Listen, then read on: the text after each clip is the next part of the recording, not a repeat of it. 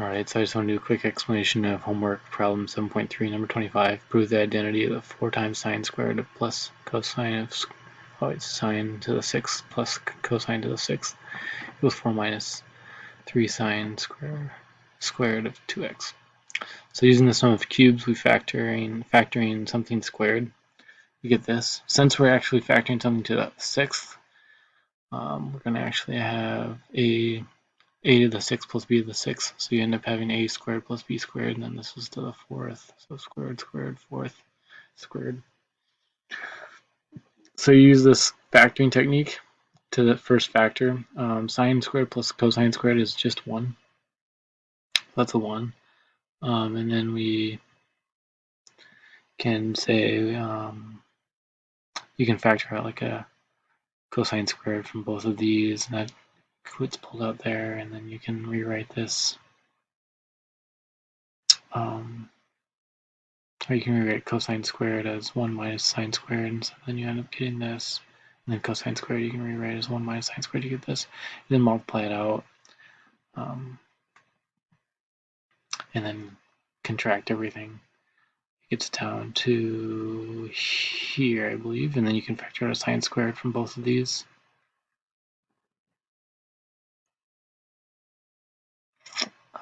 So it's factoring out sine squared. I think I wrote that step multiple times here. Oh, I factored out minus 3 first.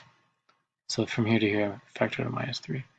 And I just rewrote it over here, and then I said, okay, now I'll factor out sine squared, and I get sine squared times 1 minus sine squared. 1 minus sine squared is cosine squared, so I have sine squared, cosine squared. There's a trig identity that's 2 times sine, cosine. Let's see if I can find it. This one. 2 times sine, cosine. So if you square this whole thing, sine squared 2x, you get 4 sine squared, cosine squared. So going back to here, the idea is we want to rewrite it as sine squared 2x, so we have to divide it by 4 just by using the identity. You can write that out. Maybe.